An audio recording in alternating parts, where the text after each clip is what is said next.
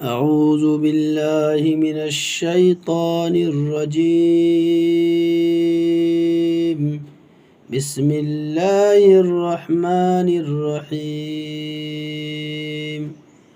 ألم تر إلى الذين خرجوا من ديارهم وهم ألوف حذر الموت فقال لهم الله موتوا ثم أحياهم إن الله لذو فضل على الناس ولكن أكثر الناس لا يشكرون۔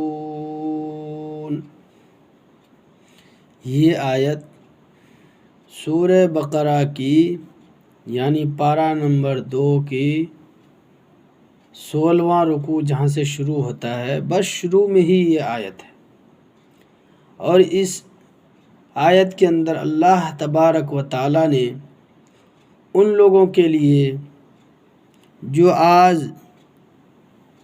بزدلی کے ساتھ زندگی گزار رہے ہیں، نمازیں چھوڑ رہے ہیں، موت کے خوف سے اللہ کو ناراض کر رہے ہیں،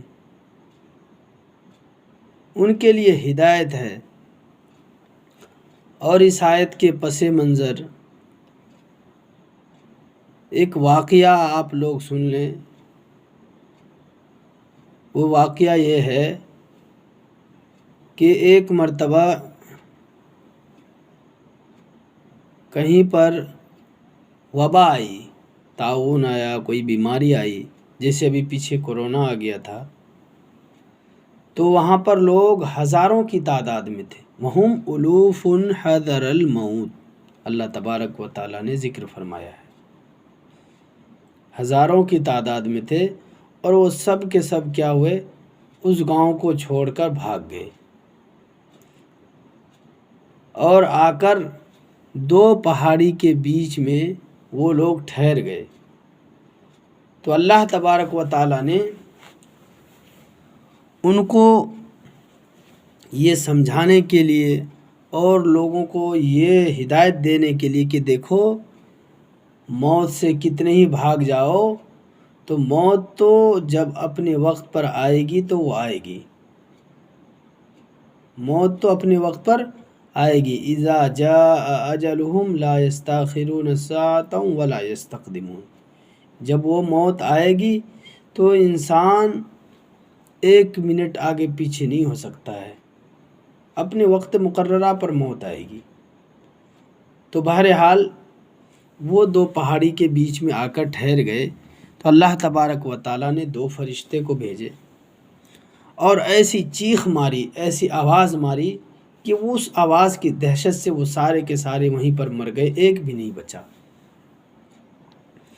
اس کے بعد لوگوں کو پتہ ہوا، آس پاس کے بستی والوں کو پتہ ہوا، تو وہ لوگ آئے، تو 1000 لگ بھگ ہزاروں کی تعداد میں بتلائے ہیں، تو کم سے کم 1000 تو ہوں گے ہی۔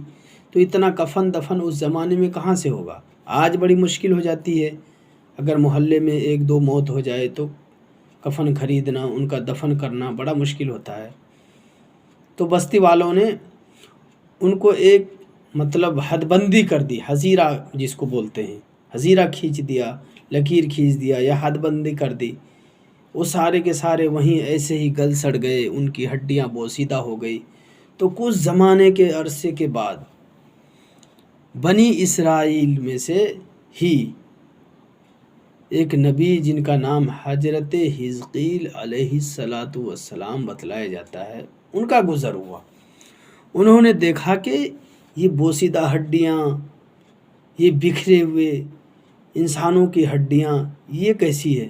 تو اللہ تبارک و تعالیٰ نے ان کو وحی کے ذریعے سے اس بات کا علم ہوا کہ یہاں پر ایسے ایسے موت آئی تھی۔ تو اللہ تعالیٰ نے پھر ان کو الہام کیا، پھر ان کو یہ حکم دیا کہ ان کو آواز دو۔ تو ان ہڈیوں کو انہوں نے آواز دی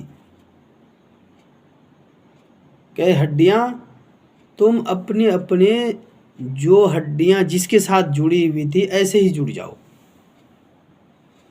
تو نبی علیہ السلام نے جب یہ آواز دی، اللہ کا حکم ہوا، تو وہ ہڈیاں آپس میں جڑ گئیں۔ پھر اللہ کی جانب سے یہ حکم ہوا کہ اب ان ہڈیوں کو یہ آواز دو کہ تم اپنے اپنے جسم پر پہلے جیسی چمڑیاں تھی اسی طریقے سے اوڑھ لو۔ تو جب نبی علیہ السلام نے یہ آواز دی تو ہڈیوں کے اوپر اللہ کی جانب سے ان کے اوپر کھال چڑھ گئے۔ اس کے بعد اللہ تبارک و تعالیٰ نے حضرت نبی علیہ السلام کو یہ حکم دیا کہ اب عالم ارواح کو یعنی روح کو آواز دو کہ ہر انسان کے جو روح تھے وہ اپنے اپنے جسم کے اندر داخل ہو جائیں۔ تو حضرت حزقیل علیہ السلام نے یہ آواز دی تو ہر بدن کے جو روحیں تھیں وہ اس کے اندر داخل ہو گئیں۔ تو اللہ تبارک و تعالیٰ نے اس طریقے سے ان سب کو زندہ کر دیا اور یہ بتلا دیا کہ اللہ تبارک و تعالیٰ ہر حال میں انسانوں کو دوبارہ زندہ کرنے پر قادر ہے۔ اللہ تبارک و تعالیٰ ہم سب کو عمل کی توفیق عطا فرمائے۔